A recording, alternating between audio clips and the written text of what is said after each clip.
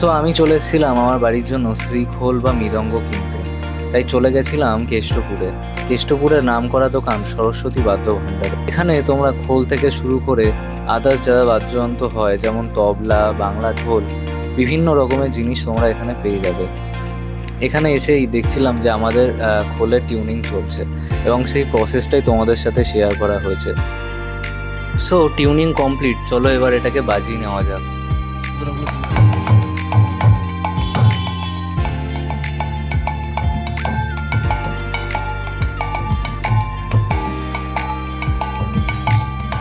তো আমাদের খোলটা বাজানো হচ্ছে, তোমরা শুনতে পাচ্ছ।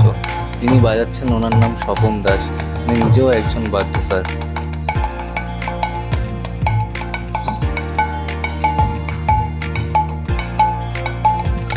তো তোমাদের কীরকম লাগলো মৃদঙ্গর সাউন্ডটা? যদি ভালো লাগে তাহলে কমেন্ট করে আমাকে অবশ্যই জানাবে। এবার আমরা চলে এসেছি বিলিং প্রসেসে, এবং এই শ্রীখোলের সাথেও আমি আরেকটা জিনিস নিয়েছিলাম, সেটা এই যে এটা আমি নিয়েছিলাম শ্রীখোলের সাথে। তো আমি ভিডিওটা অনেক দিন আগেই করেছিলাম, ভাবছিলাম যে তোমাদের সকলের সাথে শেয়ার করবো এবং নিজের মেমোরি হিসাবে রেখে দেবো জিনিসটা। তো তার জন্যই শেয়ার করা আর কি। তো চলো, দেখা হবে নতুন ভিডিওতে।